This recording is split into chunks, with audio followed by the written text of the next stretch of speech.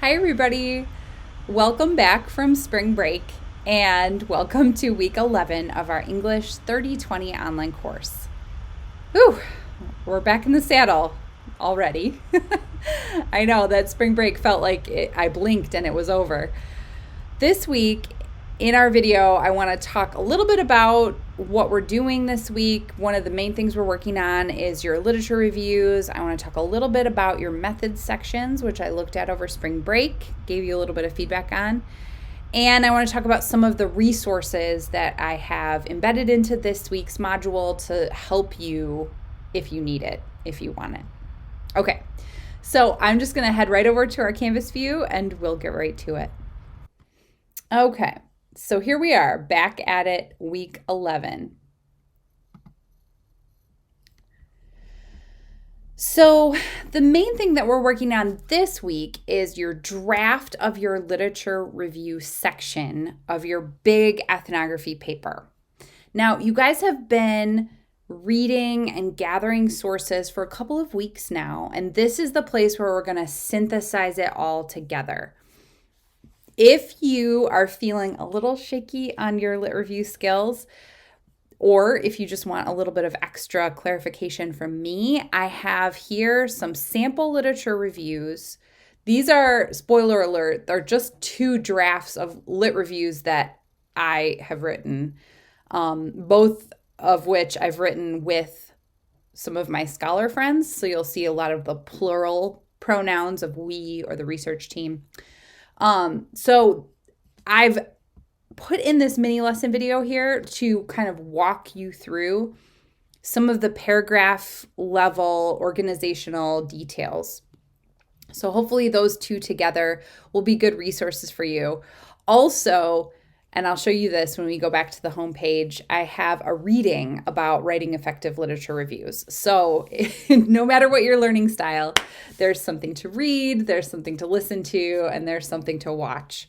So if you want or need that extra support, it is there for you. Otherwise, this week, you're just watching this week's instructor video, which you're already doing. High five. And continuing on with sources, field notes, and then you're drafting your literature review. So in terms of writing, you're drafting your literature review, but also commenting on your classmates' drafts. Remember, you got to comment on at least two classmates' stuff. And your reflection journal number 11 will be due this week as well. Now, some of you were asking me about, there was like a missing discussion. And when I looked back at it, y'all were right. And I don't know whether to be pleased or sad, but I added that discussion back in. So discussion number 8 is here. Discussion number 9 is also here, and discussion number 10. So some of y'all were a little nervous about how we were going to get in everybody leading a discussion 2 times. You're right. That math is tricky, but it should work out now. So thank you to those of you who brought that to my attention. So this week, reflection journal, discussion number 8, and your draft of your literature review. This piece by Boulderson should be also that sort of supplemental reading that should help you conceptualize what you're doing. Now, I think that's all I have to show you in Canvas here. I'm going to pull back to our full view and kind of close out by talking about your method sections from before break. Okay, so first of all, I just wanted to say that on the whole, as I was reading through your method sections, I was really impressed. You guys did a great job.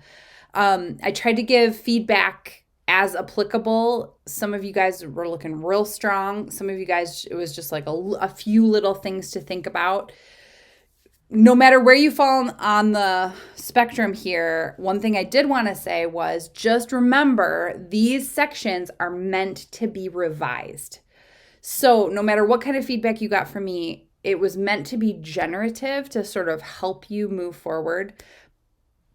No matter where you are, you do want to make sure that you revise your verb tense.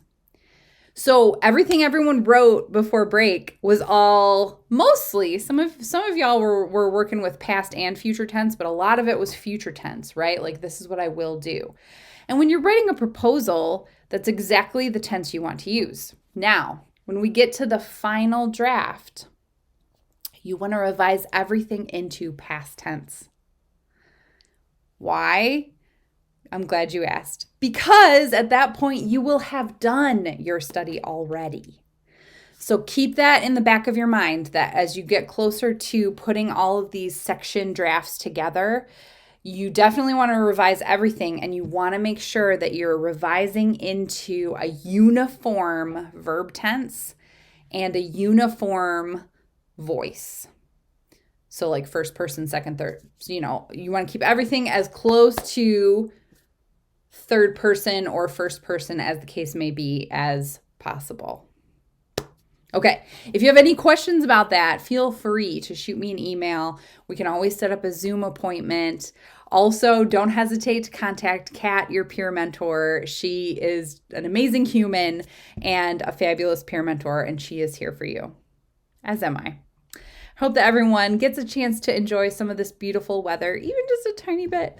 I'm like looking at it through the window right now. I'm not sad at all that I'm not outside.